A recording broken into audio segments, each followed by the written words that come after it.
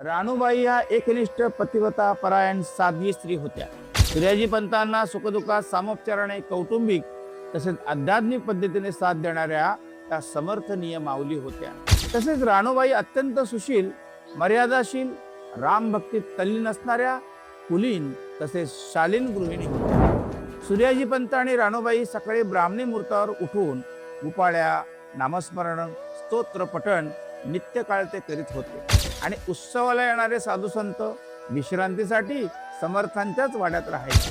कारण अन्नदान, दान धर्म, सत्संग, साधू संत आणि येणाऱ्या अतिथींची सेवा करण्याची आवड या दोघा उभयतांना होती. अहो, सतत गावातील स्त्रियांचे वांजोडी बाई म्हणून कोमणे सण करून 24 वर्ष अर्थात 2 तपाची तपश्चर्यामध्ये कुठेही मन विचलित न होता केवळ प्रभू श्री रामचंद्र आणि सूर्यनारायण विश्वास संपन्न करणाऱ्या त्या भगवती स्वरूप आणि मातृतुल्य अधिकार संपन्न अशा समर्थनीय मातोश्री राणूबाई होत्या.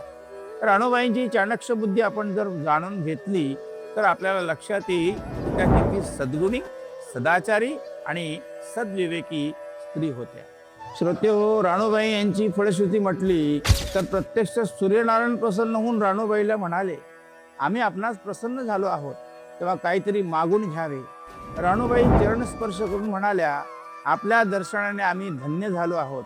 आमच्या अंतरेची उदासीन वृत्ती केवळ आपल्या दर्शनाने नष्ट झाली. स्वारी, केवळ आपल्या दर्शनाने आमच्या माहेरील 21 पिढ्या आणि सासरकडील 21 पिढ्या अर्थात 42 कुळाचा उद्धार केवळ आपल्या दर्शनाने झाला. आमचे एकच निवेदन आहे, ते म्हणजे प्रभू श्री रामचंद्राचे दर्शन व्हावे. तेव्हा सूर्यनारायण म्हणाले, आपल्याला दर्शन देण्यासाठी प्रत्यक्ष प्रभू श्री रामचंद्र लवकरच आपल्या वास्तूत प्रगट होतील. श्री राम जय राम जय जय राम श्री राम अर्थ तिथ